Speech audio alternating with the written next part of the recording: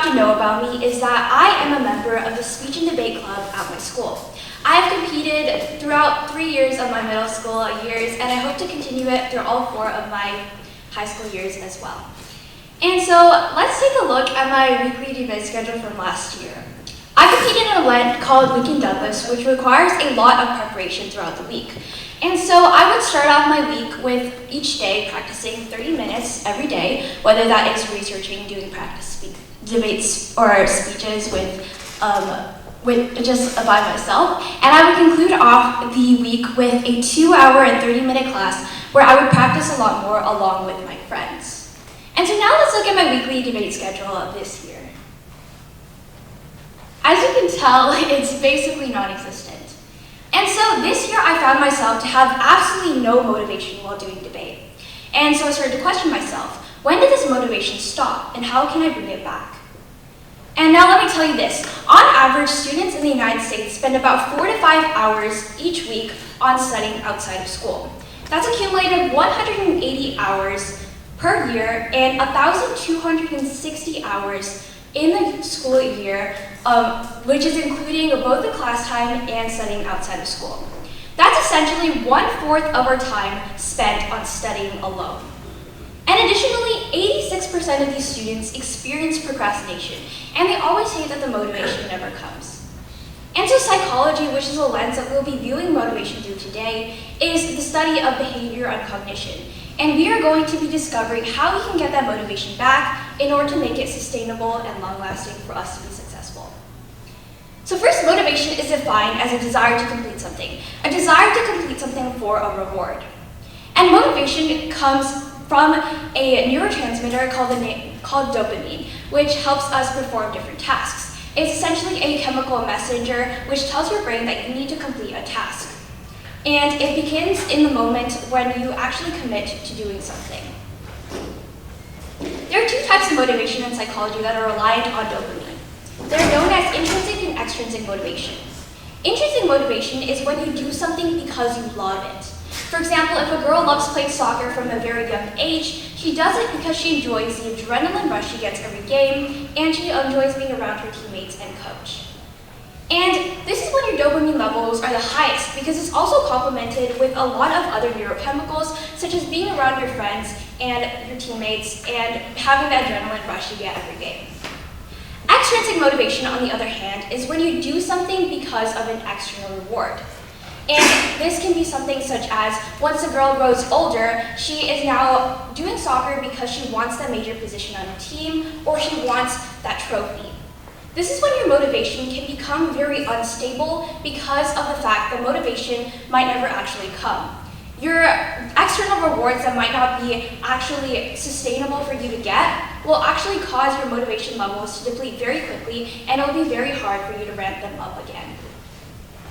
And so going back to my debate schedule, as you can see up here, I found myself to be completely reliant on extrinsic motivation rather than intrinsic motivation. So instead of doing something because I loved it, I was doing it because I wanted that reward. And so when I was not winning the reward because I got bumped up into a different division, I started to lose the motivation to actually succeed in debate. And so now we know how motivation works, how can we effectively use it in order to study or do work? So, advice on social media or people around you will tell you that you should have a sole purpose for doing work, such as your parents' immigration, your grades, your friends or family around you. While this motivation might work for some, it honestly just lasts for a very short amount of time. It will allow you to probably do homework for about 30 minutes before you terminate your study session because of the problems getting too hard or you just have no motivation left. This is because of the external rewards that you want to get, but you can't actually receive. And so first, knowing that intrinsic motivation is the most motivational factor for you to do study or do work, you want to do everything because you love it, not because of some other external reward. For example, you want to choose all your hobbies according to your likes and dislikes because of how motivational you can actually get when you do something because you love it.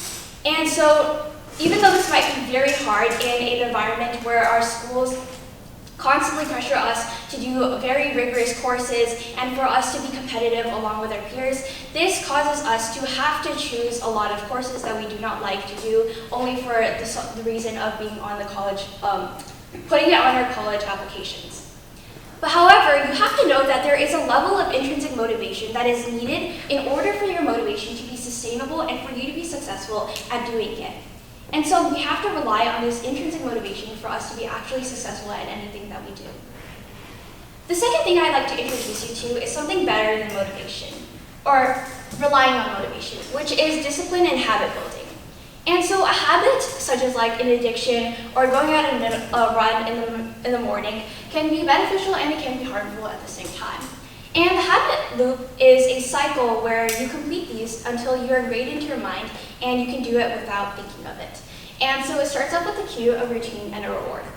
And so the slides are talking about this experiment that was a very famous experiment that was completed, where a mouse was put through a maze in order to get a chocolate bar in the end.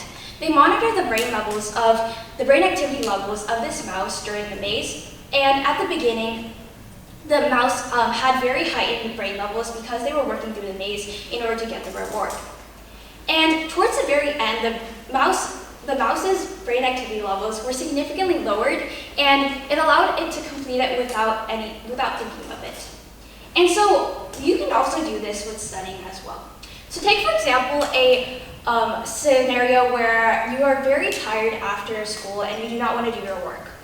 A cue would be doing one problem. One problem starts a whole process. One problem tells your brain that, oh, it was not that bad, and you will be more motivated to complete the next problem after that. And so the routine would be doing the whole homework as a whole.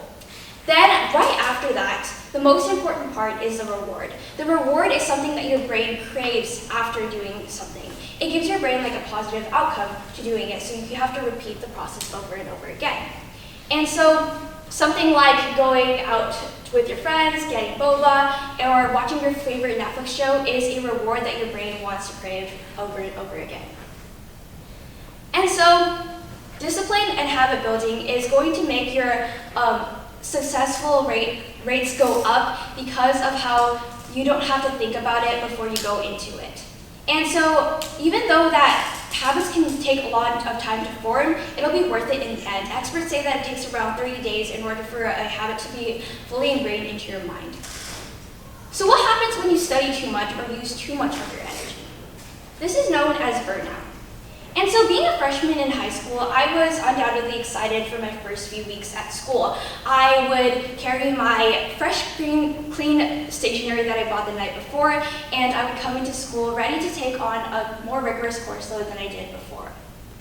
And I told myself that I should be doing clubs, I should be volunteering, I should be competing in events, the list goes on.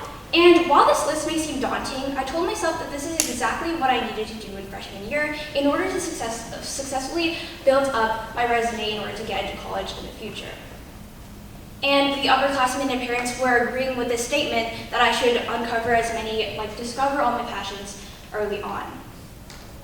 But then by the end of the first week of school, I was sitting with a pen in hand with a pile of homework stacked up on my desk, unable to write a single sentence of homework that day. This was one of the many experiences I would have with burnout this year. So burnout is defined as when you have too much energy and you're using too much energy that when you're performing in the future, you don't have any more motivation left. It's like a candle wick without a wax. When you burn up too much of it, there is none left. And this often results in burnout, which is pretty devastating for some students because they cannot actually perform well. And so how do we prevent burnout from happening? Burnout happens for a lot of reasons. Lack of social support, friends or family not being around you, when you're taking on more than you can actually handle as a person, and that hinders your ability to actually have self-care and time management. And this is causing a lot of burnout in a lot of students. And so how do we prevent burnout?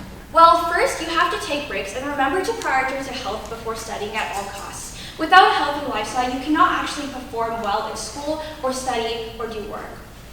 And so I encourage everyone out there to reach out to their friends and family because not only does it cause you to alleviate some of your stress, it can also give you a lot of time to manage your social connections and build connections with people around you. And so, with all these tips in mind, that you should internalize your studying into something you should really love, and also managing your burnout by connecting with family and friends, I wish you all a good time studying.